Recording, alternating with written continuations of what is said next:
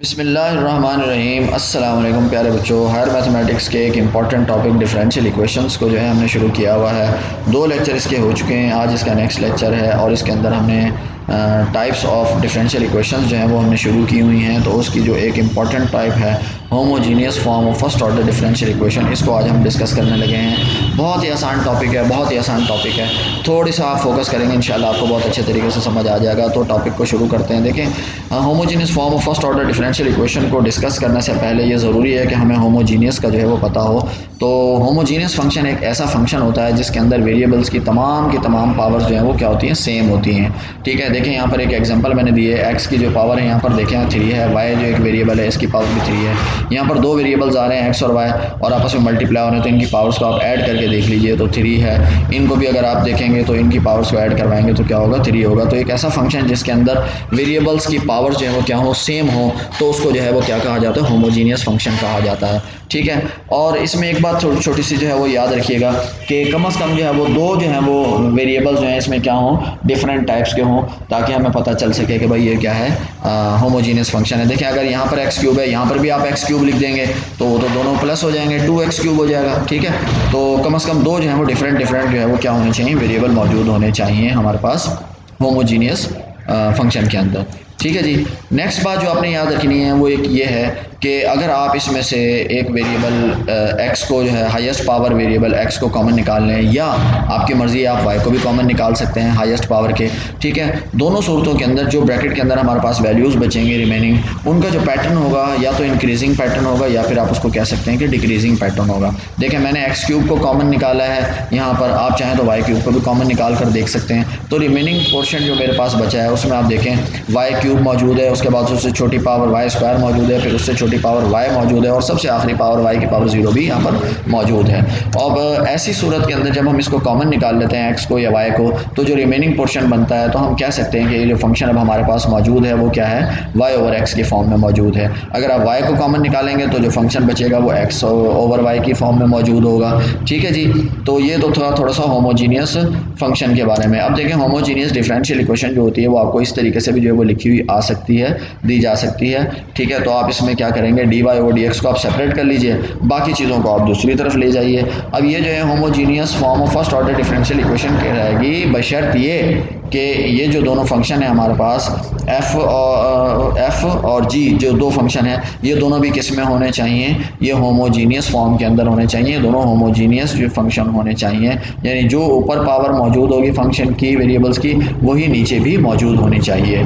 तो I think आपको जो है वो ये बातें अच्छी तरीके से समझ आ गई होंगी, तो अब आपको इंशाल्लाह आगे समझना जो है प्रॉब्लम नहीं होगा। चलते हैं इसके वर्किंग रूल को देखते हैं कि भाई अगर हमारे पास homogeneous form of first order differential आ जाए, इक्वेशन आ जाए, तो हम उसको किस तरीके से सॉल्व करेंगे।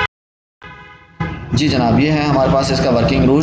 ठीक है, देखिए हमारे पास ये homogeneous form of first order differential equation मौजूद है और इसके अंदर जो फंक्शन हमारे पास हैं f1 और f2 ये दोनों क्या हैं, होमोजीनियस हैं। ठीक है, ये दोनों होमोजीनियस होने चाहिए। होमोजीनियस मैंने आपको पहले भी बताया कि इनके अंदर जो पावर्स हैं वेरिएबल्स की वो क्या होनी चाहिए, सेम होनी चाहिए। जिस पावर के वेरिएबल्स ऊपर मौजूद होंगे वही पावर के वेरिएबल नीचे भी मौजूद होने चाहिए। इस सूरत में हम इसको कहेंगे homogeneous differential equation of first order. जब आपने ये पहचान लिया कि ये जो इक्वेशन मेरे पास है homogeneous differential equation of first order है, तो जनाब आपने कुछ भी नहीं करना, सिर्फ ये सब्स्टिट्यूशन याद रखना है।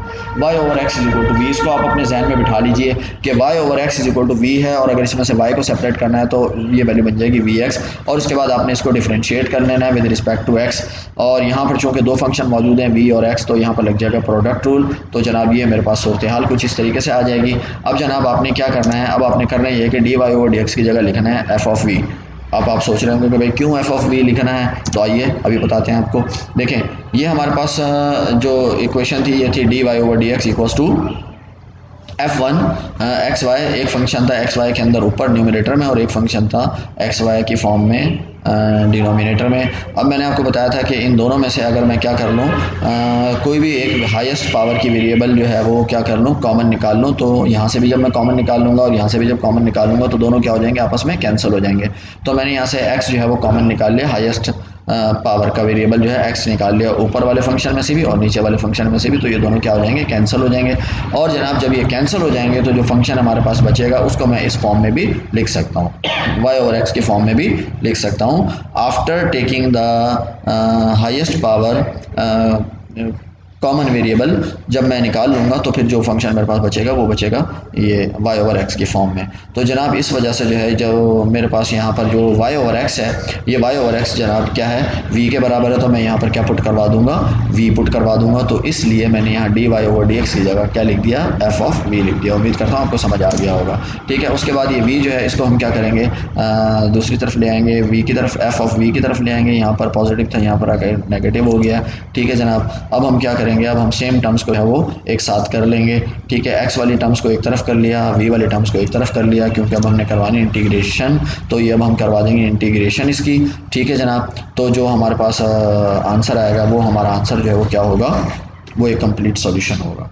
ठीक है, ये तो था इसका वर्किंग रूल। अब कुछ इसके जो है वो प्रैक्टिस क्वेश्चन देख लेते हैं ताकि कंसेप्ट जो है वो मजीद जो है वो क्लियर हो जाए।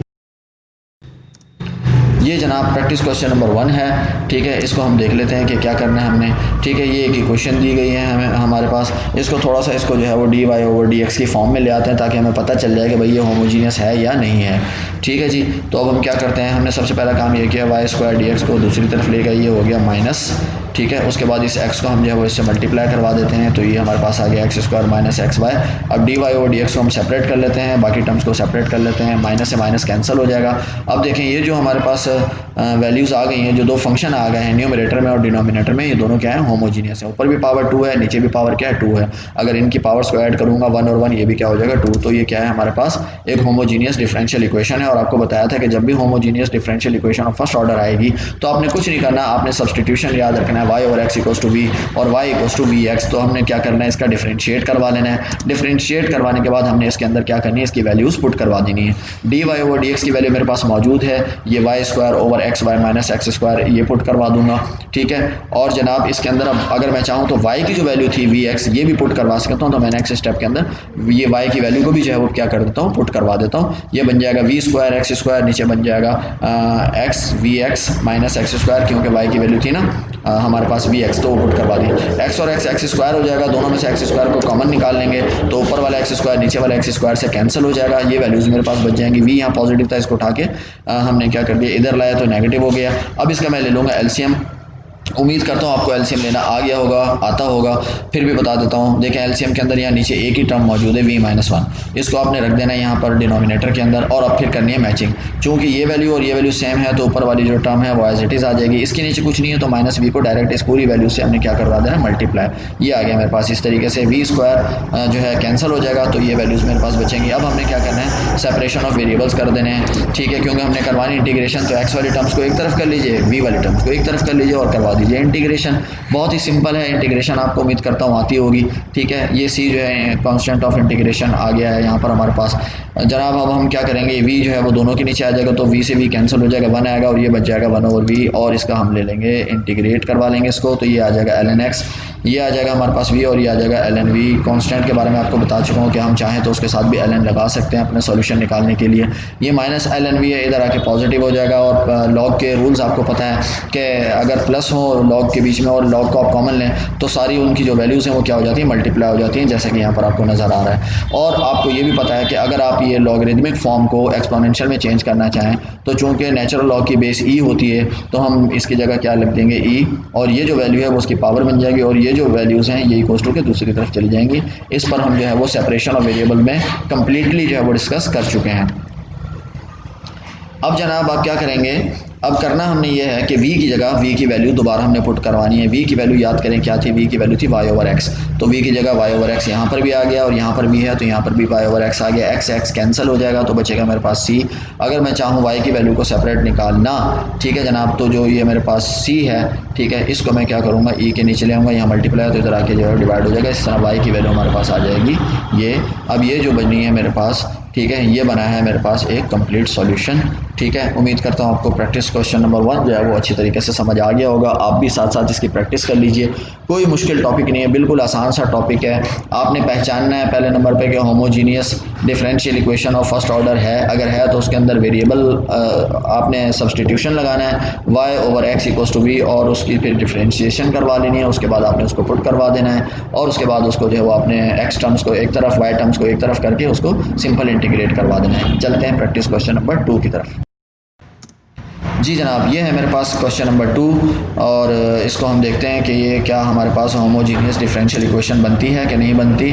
तो जनाब हम क्या करते हैं कि ये x dy ओवर dx यहाँ माइनस में, इसको उठा के इधर ले आते हैं ताकि ये पॉजिटिव भी हो जाए, और इन दोनों में से हम dy और dx कॉमन भी निकाल लें। जब हमने इसमें से dy और dx कॉमन निकाल लिया, ब्रैकेट में बचा y प्लस x, यहाँ पर ये मल्टीप्लाई और इधर आके क्या हो जाएगा, डिवाइड हो जाएगा। जी बिल्कुल, ये फर्स्ट ऑर्डर डिफरेंशियल इक्वेशन है हमारे पास होमोजीनियस, क्योंकि ऊपर जो हमारे पास वेरिएबल्स की पावर है वो भी 1 है और नीचे जो है वो भी 1 है। ठीक है जनाब, तो अब आपको पता है जब हमारे पास homogeneous first order differential equation होती है तो सब्सटीट्यूशन आपने याद रखना है y over x equals to v, और y को हम अगर सेपरेट करना चाहें तो कर सकते हैं इक्वल्स टू vx के बराबर, और डिफरेंशिएट करवा लेंगे और प्रोडक्ट रूल लगा देंगे तो जनाब ये हमारे पास वैल्यूज़ आ जाएंगी। और अब हमने इसमें वैल्यूज़ dy ओवर dx की जगह उसकी वैल्यू पुट करनी है, जो कि थी y minus x over y plus x, वो जनाब हमने पुट करवा दी। अब आपको पता है कि अब हमने क्या करना है, अब हमने करना ये है कि जनाब जो हमारे पास ऊपर y है, y की जगह y की वैल्यू पुट करवा देनी है। y की वैल्यू हमारे पास है vx, तो जनाब ये हमने vx पुट करवा दिया, दोनों में से x कॉमन आ जाएगा, x और x कैंसिल हो जाएगा, ये v इधर पॉजिटिव था इधर आके नेगेटिव हो जाएगा। इसका हमने लेने एलसीएम पिछले क्वेश्चन के अंदर भी बता चुका हूँ आपको, दोबारा बता रहा हूँ, v प्लस है 1 डिनोमिनेटर में आ गया। जब ये वैल्यू सेम होती हैं तो ऊपर वाली टर्म एज इट इज़ आ जाती है, इसके नीचे कुछ नहीं है, इसको हम इस वैल्यू से मल्टीप्लाई करवा देंगे जनाब, v और माइनस v कैंसिल हो जाएगा, ये बचा मेरे पास 1 प्लस बी स्क्वायर, क्योंकि माइनस इन दोनों में से मैंने ले लिया कॉमन। और जनाब अब x वाली टर्म्स को एक तरफ और v वाली टर्म्स को एक तरफ कर लिया, क्योंकि अब हमने करवानी है इंटीग्रेशन। तो अब जनाब हम क्या करवाएंगे, इसकी सिंपल इंटीग्रेशन करवा देंगे। ठीक है जी, अब ये 1 प्लस वी स्क्वायर इस v के नीचे भी आ जाएगा और इस 1 के नीचे भी आ जाएगा। ठीक है, x की इंटीग्रेशन ln x होती है, और जनाब c के साथ भी हमने ln लगा दिया है। ठीक है, इसका डेरिवेटिव अगर ऊपर मैं बनाना चाहूँ तो 2 के साथ मल्टीप्लाई और डिवाइड भी करवाना पड़ेगा। इंटीग्रेशन मैं उम्मीद करता हूँ आप लोगों को आती होगी। ठीक है, और इसकी वीडियोस मैंने बनाई हुई भी हैं, अगर आप देखना चाहें तो वहाँ से भी थोड़ा सा इसको देख सकते हैं। ठीक है जी, तो इसकी जो इंटीग्रेशन आएगी 1/2 ln 1 प्लस बी स्क्वायर, और इसकी इंटीग्रेशन आ जाएगी tan इनवर्स बी। तो जनाब अब लॉग वाली वैल्यूज़ को कोशिश करते हैं कि हम क्या कर लें, एक साथ कर लें, लेकिन उससे पहले देखें थोड़ा से लॉग की जो टेक्निक्स हैं वो हम यूज़ कर लेते हैं। अगर लॉग से पहले कोई पावर हो, वैल्यू लिखी हो, तो वो उसकी पावर बन जाती है, तो ये 1/2 को हम जो है वो इसकी पावर बना देंगे 1/2। और जनाब डिवाइड अगर हो तो उसके अंदर माइनस अगर हो तो हम लॉग के अंदर डिवीजन रूल जो है वो यूज़ करते हैं, डिवाइड की प्रॉपर्टी यूज़ करते हैं। तो ये ln इसमें से जब कॉमन आ जाएगा तो ये हो जाएगा c ओवर x, क्योंकि x के साथ जो है इस वैल्यू के साथ माइनस है तो ये डिवाइड में चली जाएगी।